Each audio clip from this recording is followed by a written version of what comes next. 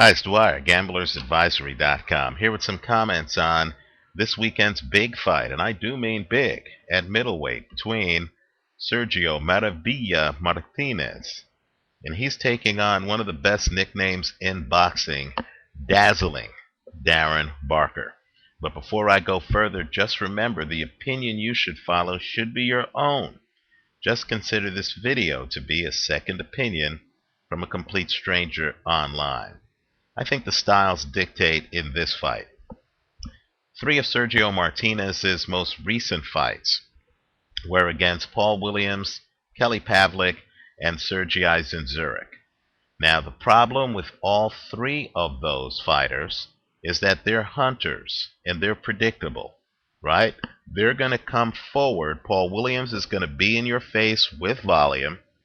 Zinzurek and Pavlik are going to be in your face with a jab, hoping to land their dominant hand behind it, right?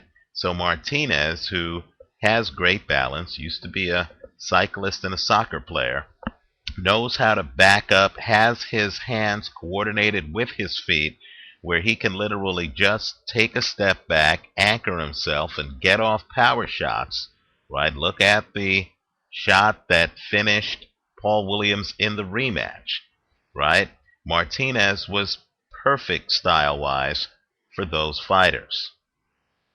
I don't believe he is perfect style-wise for Darren Barker. Just imagine Martinez against a guy who you don't know whether the guy's going to be in front of you or not. When you come forward, you don't know if he's going to come forward, right? This guy has a varied attack. Then when you throw punches at him, the guy is well balanced. The guy has a very flexible upper body that enables him to bend under punches, right? To avoid punches with upper body as well as different defensive stances, right? Darren Barker can stand Philly shell. He can stand with an earmuff style. He's diverse. He's the opposite of the very predictable Williams, Zinzurek, and Pavlik. Quite frankly, I think he's more dangerous for Sergio Martinez. Now, I've seen odds on Sergio Martinez as high as 20-1, a minus 2,000. And I'm seeing odds on Darren Barker of plus 700. Those odds are ridiculous. I think this fight is badly mispriced. While I don't think Barker is going to win the fight, I think it's a much closer fight than those odds. Were I the odds maker, I would likely make Martinez a favorite at no greater than 2-1. This is a dangerous fight. I believe that Darren Barker, quite frankly, and I know people in the UK have been talking about a proposed matchup, I think Darren Barker is much more dangerous than Matthew Macklin, the gentleman who fought Felix Sturm. And even though I predicted Sturm would win that fight, quite frankly, when I saw the fight, I thought Macklin won the fight. I think Darren Barker is better than him. I think Darren Barker would beat Felix Sturm.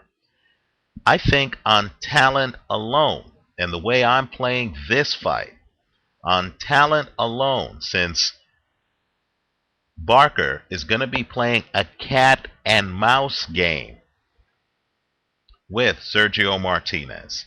And since Barker is not going to be as thrown by the fact that Sergio Martinez is a southpaw as the other guys I named, Williams and Zurich and Pavlik, right? And since Barker, who has a great jab, doesn't have to lead with that jab to be effective, and because Barker is very elusive, right? I actually believe that Barker on talent alone should make it to the second half of this fight. And if he does, you're looking at profits.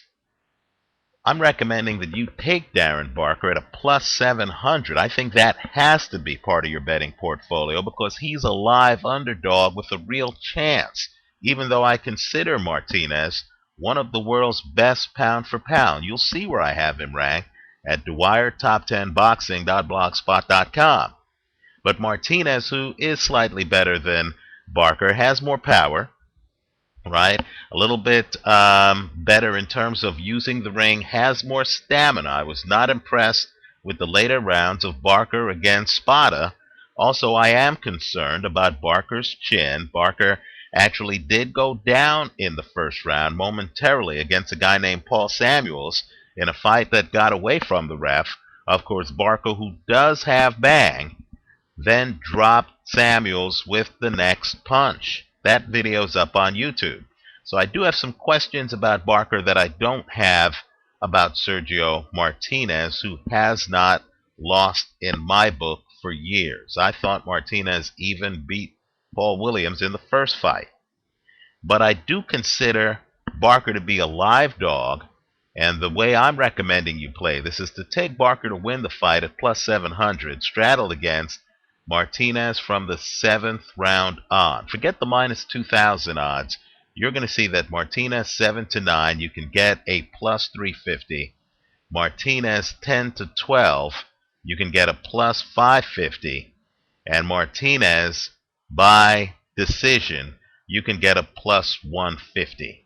Right? The point is simply this. Barker, quite frankly,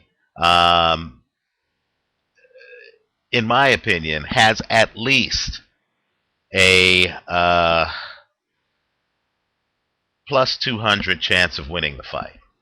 In other words, Barker, if these guys fought 3 times, I believe Barker would win 1 of the 3 times. He's an excellent fighter. I don't understand the public discourse going on this fight. I understand Barker hasn't fought anyone on the level that Sergio Martinez has fought. But let's get real. On a very deep level, it's the skills the guy brings in the ring and his ability to execute them more than the quality of his opposition. And Barker has above average hand speed. Barker is from a fighting family. He does things naturally, right? He's a guy who clearly has been fighting for a long time because he rolls with punches naturally. He can open up. He can drop his defensive guard like Sergio Martinez does and can literally still avoid getting hit just using his upper body movement and his feet. He's very light on his feet. I would encourage everyone to take a look at the YouTube video of him against a guy named Jason McKay. What you're going to see is Barker literally opening up once he realizes that he has McKay hurt, and then Barker starts stalking him around the ring. Now contrast that film with the last few rounds of the Spada fight, where Barker literally, instead of coming forward, goes into a defensive shell and starts to move, fighting an Andre Durrell type fight.